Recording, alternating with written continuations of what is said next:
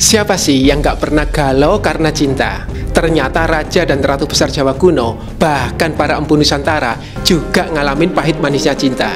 Ada yang hubungannya awet hingga maut memisahkan. Ada juga yang terlibat cinta segitiga, gagal lamaran, dan baper karena patah hati. Inilah sisi manusiawi dari tokoh-tokoh besar itu, yang sayangnya jarang diangkat dalam sejarah kita. Yuk, kita mulai.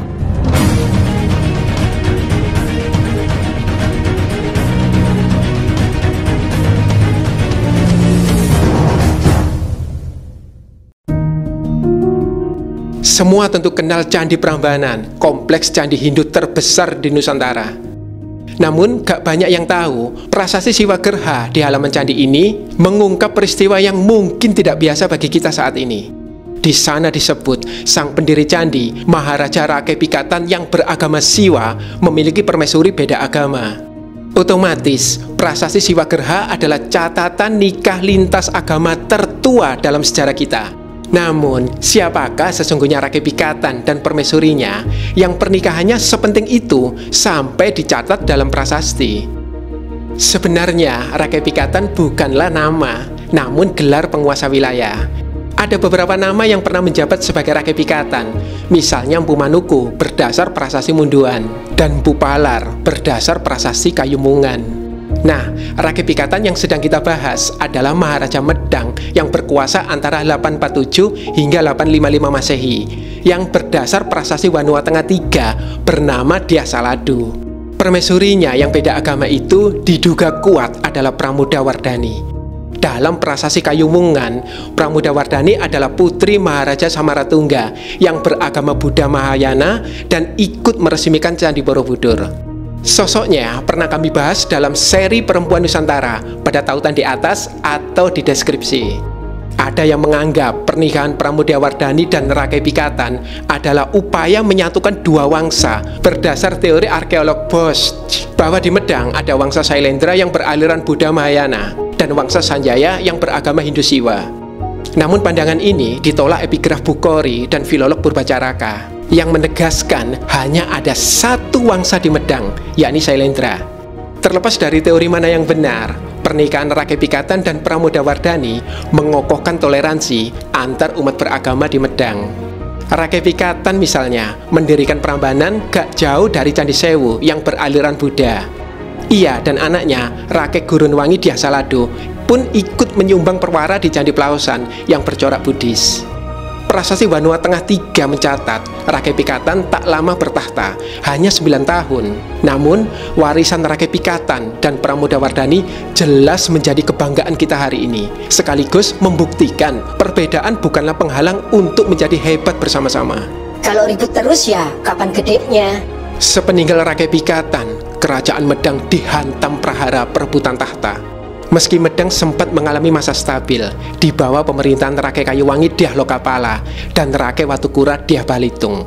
Diduga kuat, berbagai gejolak itu mendorong Maharaja Mpu Sindo untuk memindahkan pusat kekuasaan Medang ke Jawa Timur pada abad 10 Masehi, mengawali berkibarnya Wangsa Isana.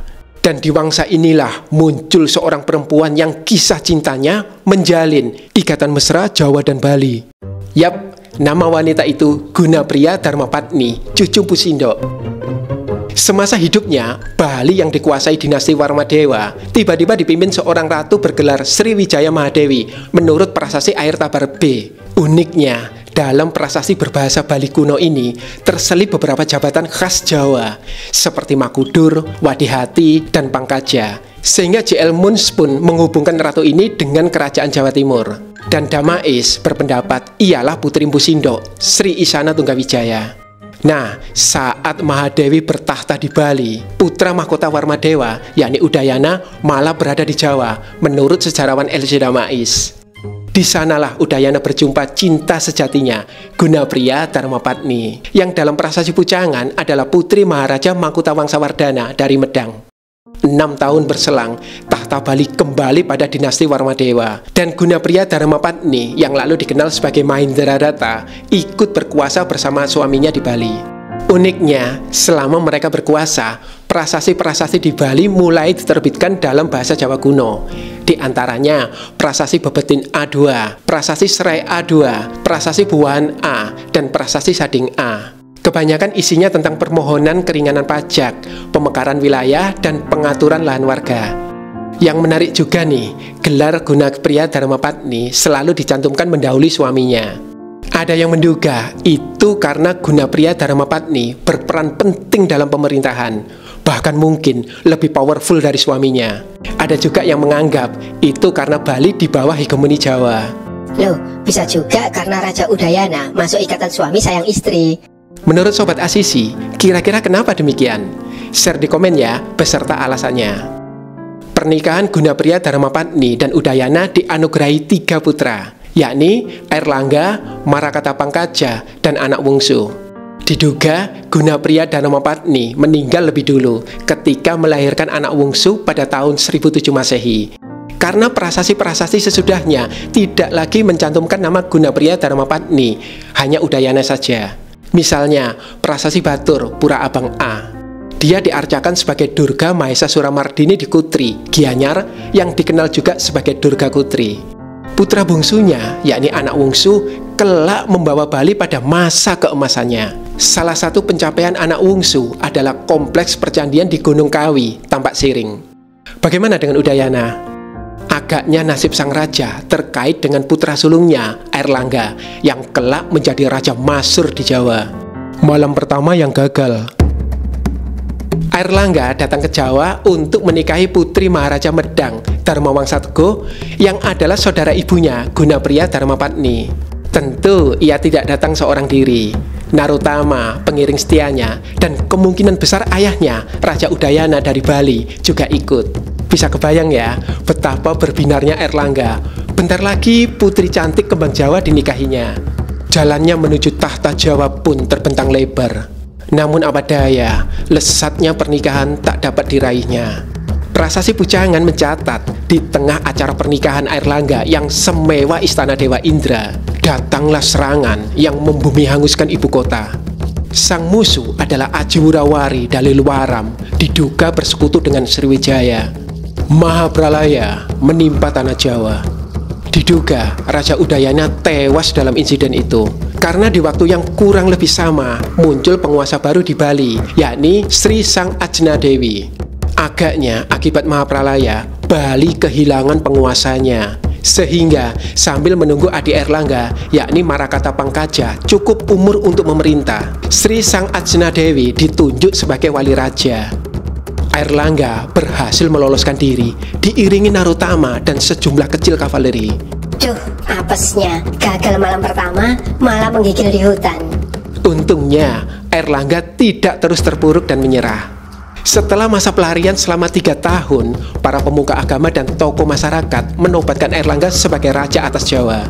Dimulailah perjuangan Airlangga membangun kerajaannya sendiri, dan ia berhasil. Berhasil, hore! Sepak terjang Airlangga merintis kerajaannya pernah kami bahas pada tautan yang ada di deskripsi. Sayangnya, nama istri Airlangga tidak disebutkan dalam prasasti manapun. Masih belum jelas apa istrinya kelak sama dengan yang dinikahinya sebelum Pralaya. Yang pasti, semasa pemerintahannya, Airlangga melakukan banyak hal untuk menyejahterakan rakyatnya. Misalnya, dalam prasasti Kamalagian, ia membangun bendungan Waringin Sapta untuk mencegah banjir musiman. Juga mengembangkan pelabuhan Hujung Galo di Muara Kalibrantas untuk memantapkan perdagangan internasional. Tak lupa, ia membangun asrama keagamaan. Namun, di akhir kekuasaannya, Airlangga terpaksa membelah kerajaannya agar keluarganya tidak rebutan warisan, kekuasaan. Jadilah Kerajaan Janggala dan Kerajaan Panjalu atau Kadiri. Sayangnya, meski pembelahan itu telah disegel kutukan Pubarada, dua kerajaan ini terus berperang. Meski sesekali menyatu, misalnya saat Raja Sri Jayabaya dari Kadiri menaklukkan Janggala pada tahun 1135 Masehi. Namun sepeninggal Jayabaya, Janggala kembali melepaskan diri. Kayak hubungan cintaku aja putus nyambung. Jika kekuatan militer gagal menyatukan dua kerajaan ini, bagaimana kalau dijahit dengan kekuatan cinta? Raja berikut ini sukses melakukannya. Kisah cinta yang terkenal se-ASEAN. Raja Kameswara muncul ke panggung sejarah sebagai Raja Panjalu atau Kediri dalam prasasti Semanding.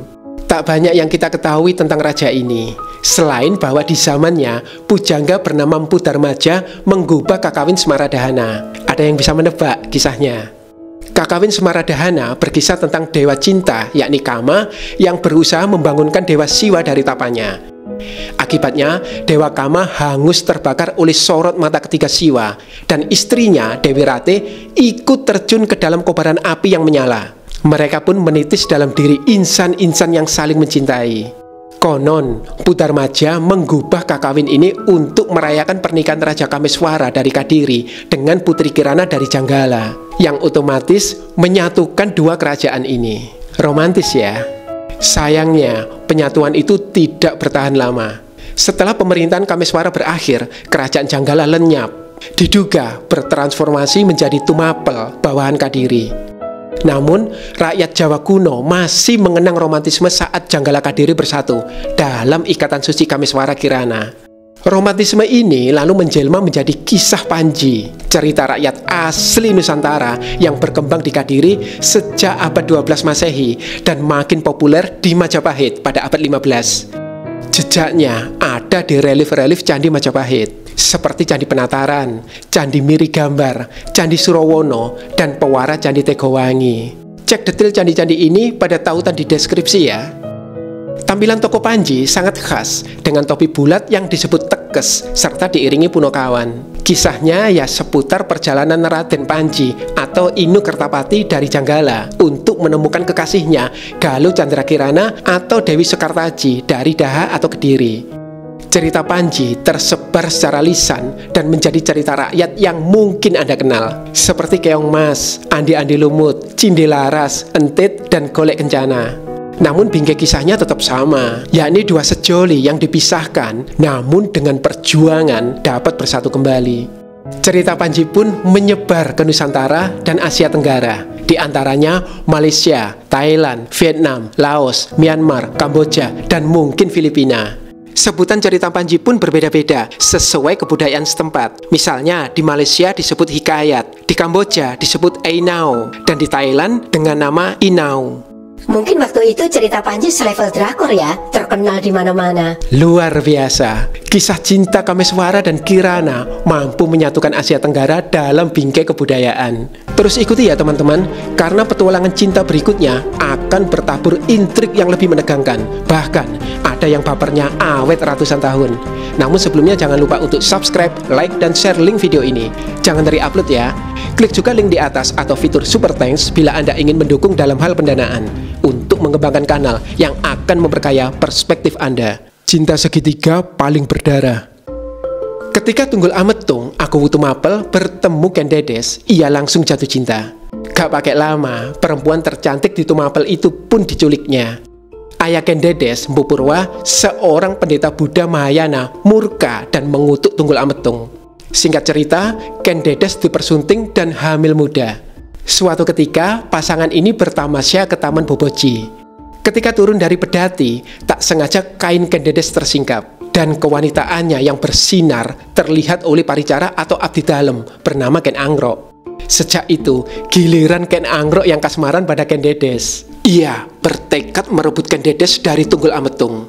Apalagi menurut gurunya, Dahyang Logawe, wanita dengan ciri demikian adalah Nariswari yang akan melahirkan raja-raja besar.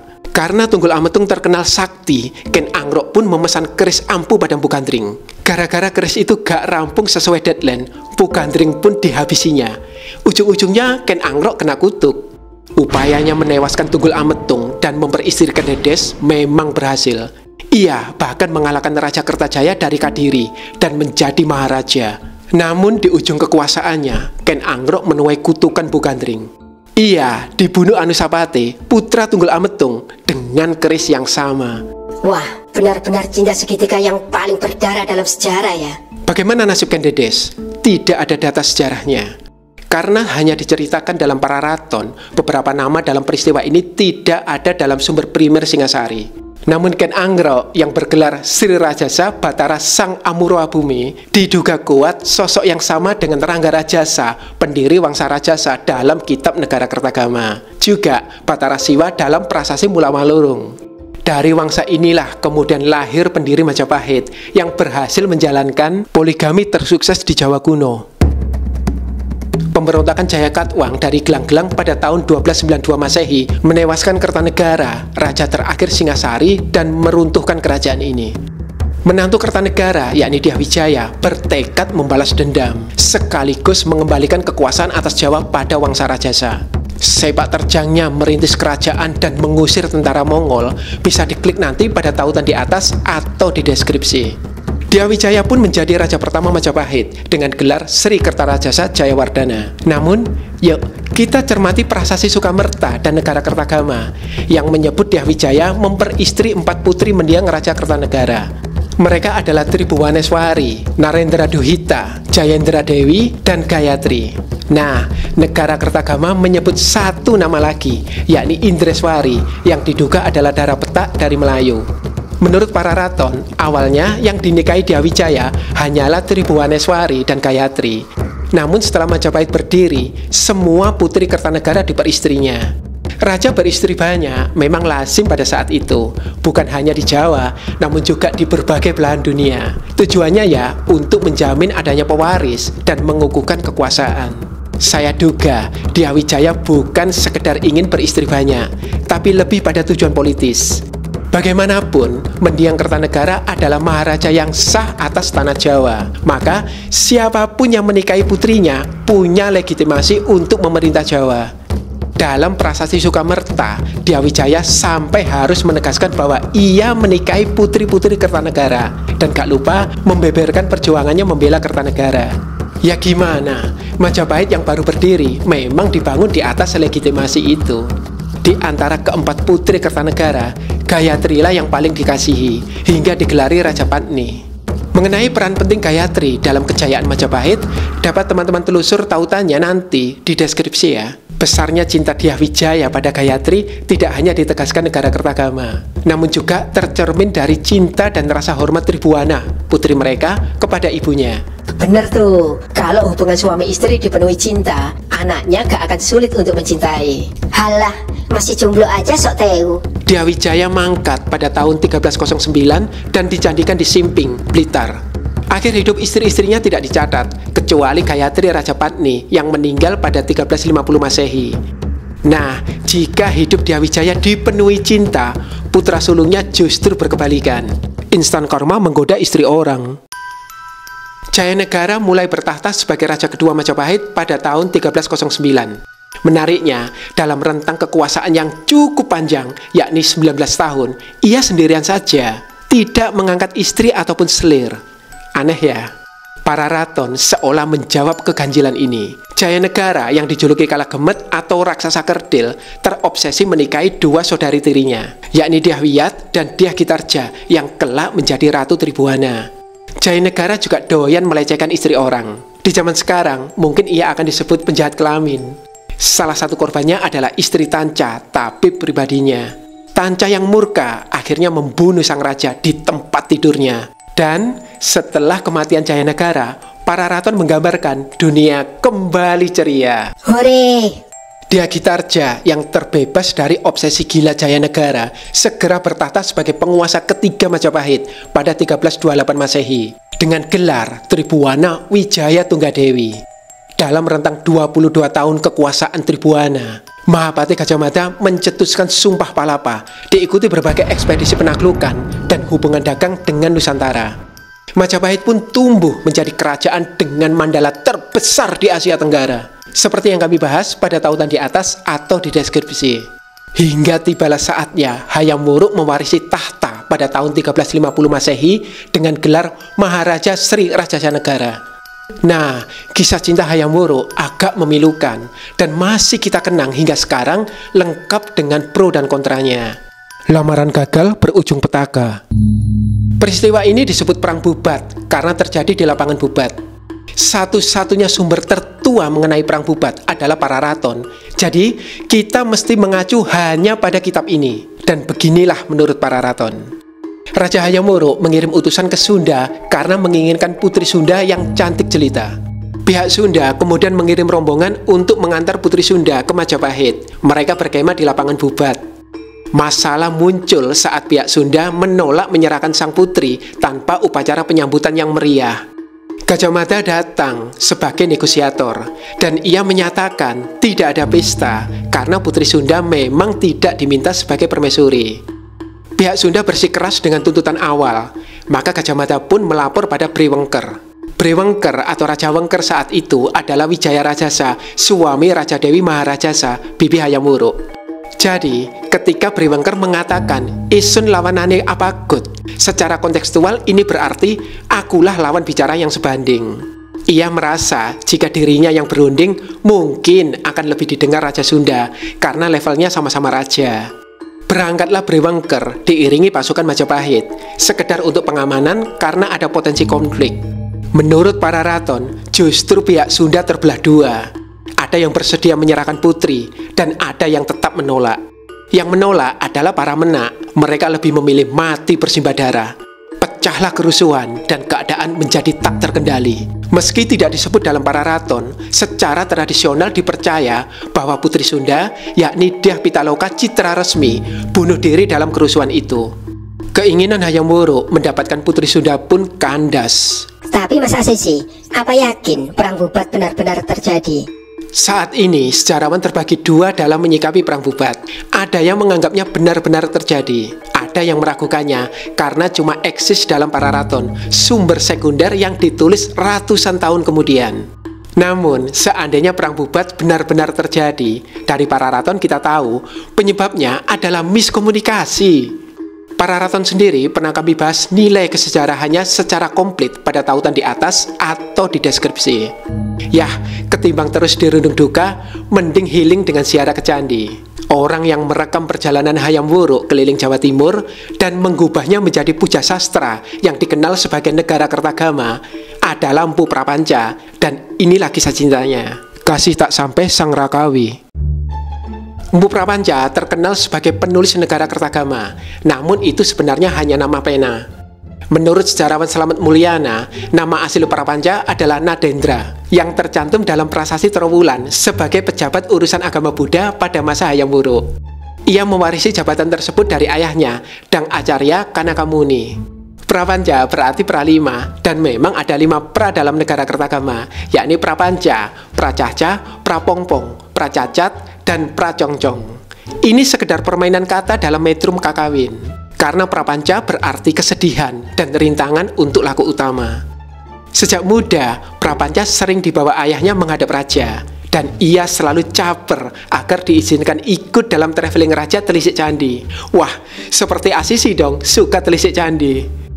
Sampai akhirnya Prapanca benar-benar diajak Hayam Wuruk setelah ia menjadi kepala urusan agama Buddha di istana.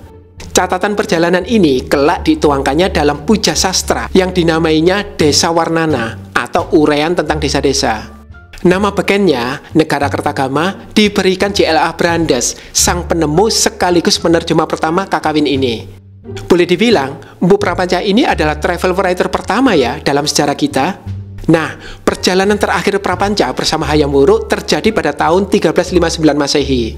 6 tahun kemudian, Prapanca menyendiri dalam kesedihan di tempat terpencil sambil menulis negara Kertagama. Ternyata, dalam rentang 6 tahun itu, Prapanca memutuskan pensiun dari istana. Loh, ada apa Mas Panca? Udah diajak jalan-jalan kok malah resign? Simak deh tulisannya dalam Negara Kertagama Pupuh 95 yang disadur Min Ahmad Rifai. Nasib manusia memang tidak menentu, hingga karena cibiran seorang putri bangsawan, si Rakawi terpaksa meninggalkan ibu kota dan penuh kecanggungan tinggal di dusun. Oh, ternyata karena sakit hati. Sejarawan Slamet Mulyana menerjemahkannya sebagai cibiran para bangsawan. Namun, saya rasa lebih pas diterjemahkan cibiran wanita bangsawan, karena lebih nyambung dengan keluhan berikutnya. Buat apa menguasai seni berkasih sayang jika tidak bakal membuahkan kasih sayang? Gampangnya, apa gunanya belajar seni bercinta kalau gak bisa dipraktekin? Kata yang digunakan adalah Smarawidi, yang menurut pakar sastra Jawa kuno, Zoetmulder, berarti peraturan dalam bercinta. Jadi, bapernya Prapanja mungkin karena cintaku bertepuk sebelah tangan. Dan karena negara Kertagama menjadi salah satu jujukan utama sejarah Majapahit, bapernya Prapanja pun abadi selama ratusan tahun. Prapanja, Mahakarya memang selalu lahir dari hati yang remuk redam. Kalau kisah cinta teman-teman lebih mirip dengan siapa? Prapanja, Kameswara, Jayanegara, atau lainnya? Share di komen ya, untuk kita bersama-sama merayakan cinta. Di balik peradaban masa klasik yang cemerlang, dengan kerajaan dan tokoh legendaris yang hadir silih berganti, ada beragam kisah cinta yang meski terjadi berabad-abad silam, ternyata masih relevan dengan kehidupan kita hari ini. Ini bukti dari betapa manusiawinya tokoh-tokoh itu, dan bahwa yang menggerakkan sejarah adalah cinta itu sendiri. Kini, giliran Anda dan saya untuk menumbuhkan cinta kepada pasangan, orang tua, semua makhluk, negara, dan terutama kepada Tuhan, agar cinta yang kita bagikan dan sebarkan hari ini akan menjadi sejarah yang indah di kemudian hari.